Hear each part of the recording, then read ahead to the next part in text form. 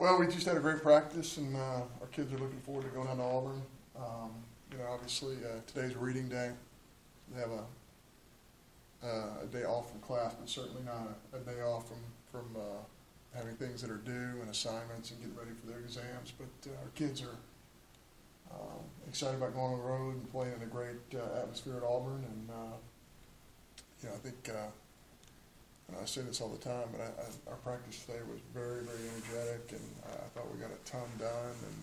And this group is, to me, is really, really close to breaking out and doing some special things. It's just a week ago we were talking about being 6-0, winning 6 games in a row, and now we haven't played as well in the last 3 ball games. So I think they're really looking forward to an opportunity to get it going again. What do you see from this Auburn team? Obviously they have some young arms that are really talented.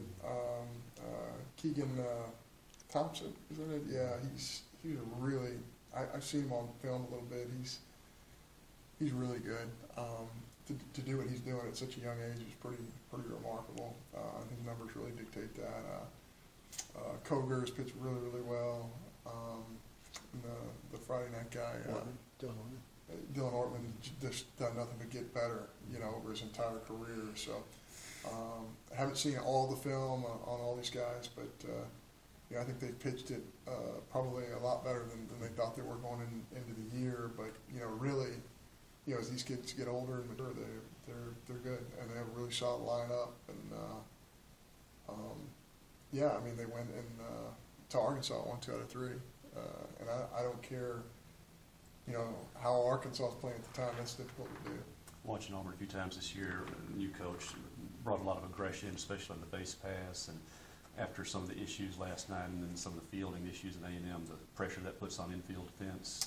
Yeah, it all starts with the guy on the mound. If the guy on the mound by himself can control a running game, and Trevor's done a really good job with that. And our catchers have to be better than they were yesterday. I thought. Just watching the film and addressing all the things that happened last night with our team, we played really good for 7 innings, and then we just couldn't receive the baseball for whatever reason, and that really broke us down a little bit. So we got to do a better job at that, and I think our kids are fully aware of that. Whenever you're dealing with a team, it's important to realize that when you got a lot of kids who are doing things well, you can't totally harp on the one thing that didn't work for you. So. C.T. Bradford sitting in that room last night, and he went over 4, and he just smoked 3 balls. We watched it on film. It's just hard to.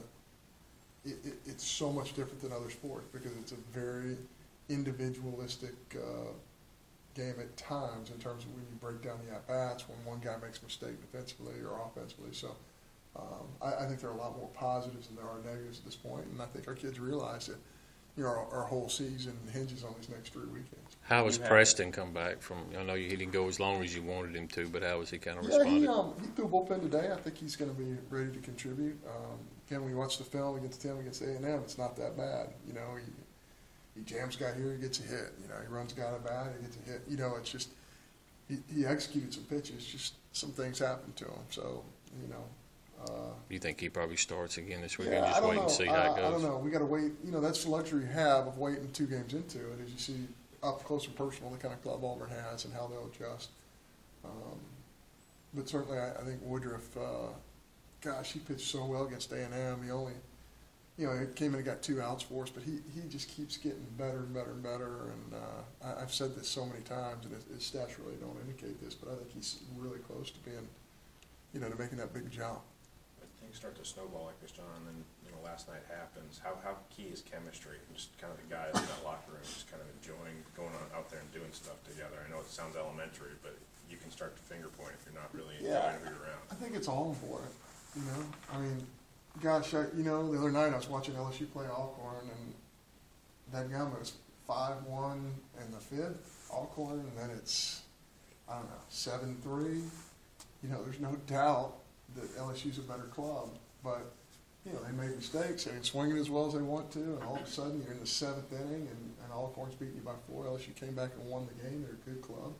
Felt like that's something we should have done here last night. And I'm not comparing Alcorn to these guys because Jacksonville State's a very, very good club, but and Alcorn's certainly good enough to beat you. I guess my point is, in the middle of the week, what you're competing against is adrenaline, and you got to be ready for that. You got to create your own adrenaline, and I felt like that part was missing a little bit from our kids. So you're right. I think that the chemistry of the club is very important, and I still think this club has some good leadership on it. I think that they can make a run.